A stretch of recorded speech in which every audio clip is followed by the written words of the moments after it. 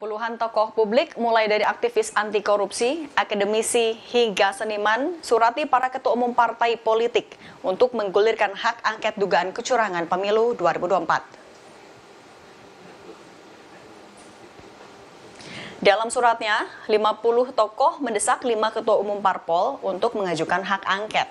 Mulai dari Ketua Umum PDI Perjuangan, Megawati Soekarno Putri, Ketua Umum Partai Nasdem Surya Paloh, Ketua Umum PKB Muhaimin Iskandar, Presiden PKS Ahmad Syahiku, dan Ketua Umum P3 Mardiono. Dalam inti suratnya, para tokoh menyebut telah terjadi praktik kecurangan di pemilu 2024, sehingga demokrasi di Indonesia harus diselamatkan.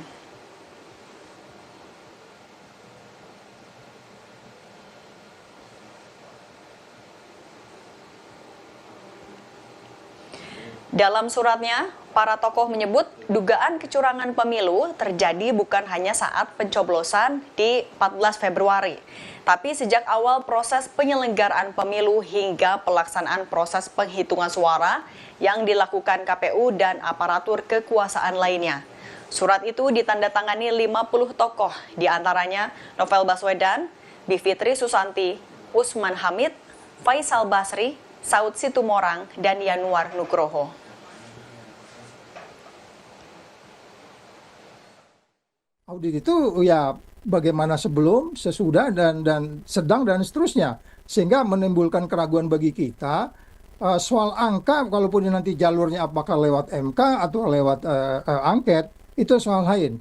Nah, kita yakinkan angket ini akan diselesaikan di luar dari anggapan mereka bahwa kita membiarkan ini menjadi tidak adil, karena akan menjadi pertanyaan besar. Kalau ini dibiarkan tentu akan efek berikutnya. Ini banyak yang harus dikelirkan. Kalau enggak, nanti pemilu kita akan seperti ini terus. Merespons desakan bergulirnya hak angket di DPR, politisi PDI Perjuangan Andreas Hugo Pareira menyebut hak angket memang perlu diajukan. Kendati demikian, Andreas sebut untuk mengajukan hak angket perlu disiapkan naskah akademik dan dukungan fraksi parpol lain di DPR. Kita melihat bahwa hak angket ini perlu untuk diajukan. Nah, tapi kan untuk menggolkan hak angket tersebut kan perlu ada persiapan untuk mempersiapkan ya dasar-dasar landasan dilaksanakannya angket itu, dan juga dokumen-dokumen penyertanya gitu. Nah, hak angket itu bisa bergulir kalau didukung oleh ya fraksi-fraksi yang lain, dalam hal ini anggota-anggota DPR yang lain.